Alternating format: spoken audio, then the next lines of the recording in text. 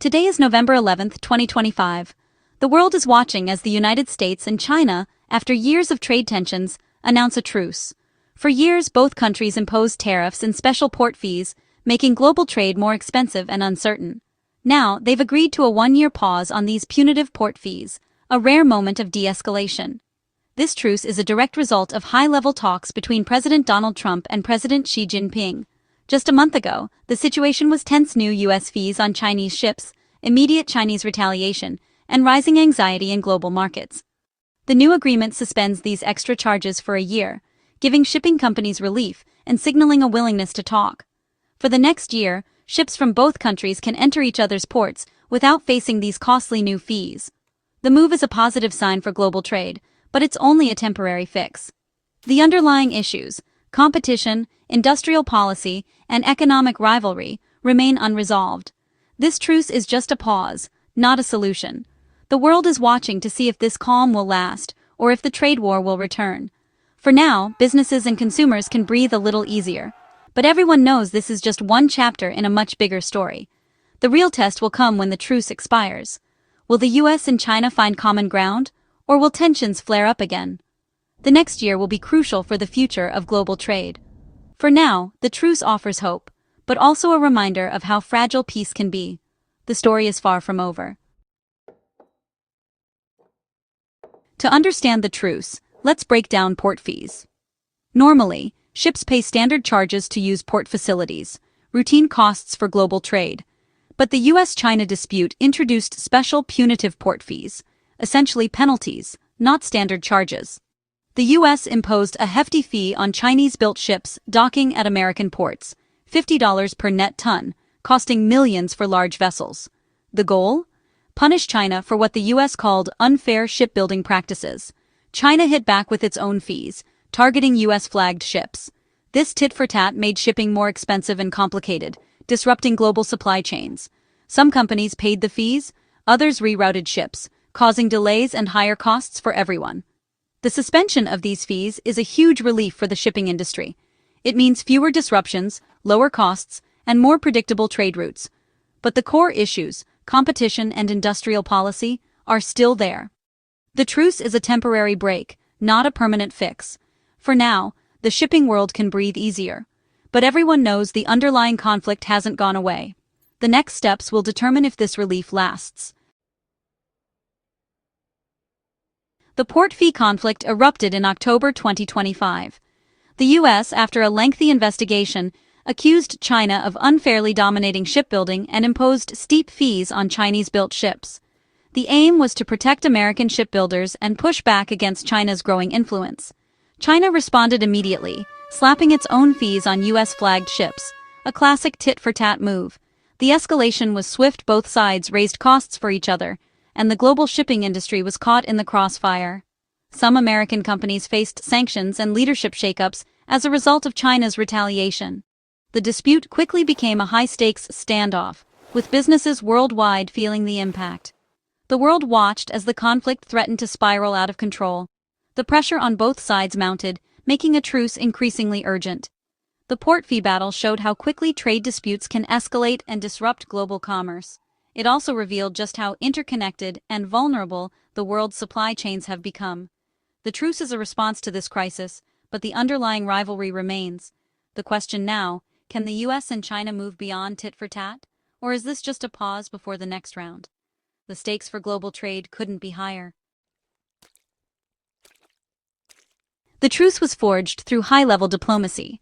In late October, President Trump and President Xi met in South Korea, agreeing that escalating the trade war helped no one.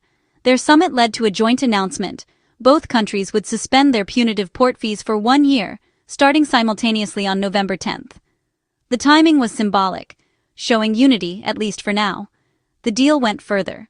China also lifted sanctions on 5 US companies linked to a South Korean shipbuilder and paused its own planned investigation into US trade practices.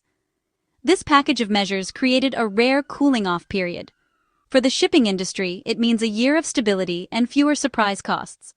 For both governments, it's a chance to negotiate without the pressure of escalating fees. But everyone knows this peace is fragile. The 1-year timeline is a reminder. If talks fail, the conflict could return just as quickly. The truce is a pause button, not a permanent solution. The next year will test whether real progress is possible. For now, the world's ports are a little quieter. But the underlying competition, and the risk of renewed conflict, remains. The truce is a window of opportunity. Will it be enough to change the course of the US-China rivalry? The port fee conflict is rooted in decades of shifting industrial power. After World War II, the US dominated shipbuilding, fueling economic strength and global influence. But by the 1970s, Japan had overtaken the US, building ships more efficiently and cheaply. South Korea followed, investing heavily and becoming the world's top shipbuilder by the early 2000s. The industry's center shifted from the West to Asia, leaving the US behind. As Asian shipyards modernized, the US failed to keep up, losing ground year after year. This long decline explains why the US is now fighting to protect what's left of its shipbuilding industry. The rise of Asia, and now China, sets the stage for today's tensions. The US sees China's dominance as the latest chapter in a story of lost industrial power. The port fee dispute is a reaction to decades of decline. It's about more than just ships. It's about economic influence and national pride. The global shift in shipbuilding is the backdrop for the current truce. The question, can the US reverse the trend, or is the industry's center of gravity now firmly in Asia? The answer will shape the future of global trade. America's shipbuilding decline is dramatic. After World War II, U.S. shipyards were world leaders, but the focus shifted to other industries. Cheaper ships from Japan and South Korea flooded the market, and U.S. commercial shipbuilding collapsed. Today, the U.S. builds only a tiny fraction of the world's ships, about 0.1%. Most remaining shipyards focus on Navy contracts, protected by the Jones Act, which keeps a small domestic industry alive. The Section 301 investigation and port fees are attempts to revive a sector that's been shrinking for decades. U.S. officials and unions blame foreign subsidies, especially from China, for the industry's decline. They see China's rise as a threat, not just to jobs, but to national security. The port fee fight is a last-ditch effort to level the playing field, but reversing half a century of decline won't be easy. The truce offers a brief respite, but the underlying challenges remain. The future of American shipbuilding hangs in the balance. While the U.S. shipbuilding industry shrank, China's soared. Learning from Japan and South Korea, China made shipbuilding a national priority, pouring in massive government support. Chinese shipyards started with simple vessels, then quickly advanced to building the world's largest and most complex ships. Today, China builds nearly half of all new ships globally, a level of dominance unseen in decades. This gives China enormous influence over global trade. The U.S. argues China's success is built on unfair subsidies and state support, violating trade rules.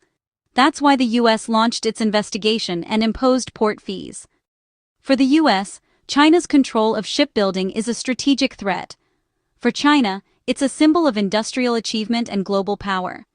The rivalry is about more than economics. It's about who sets the rules for global trade. The truce is just the latest move in this high-stakes competition.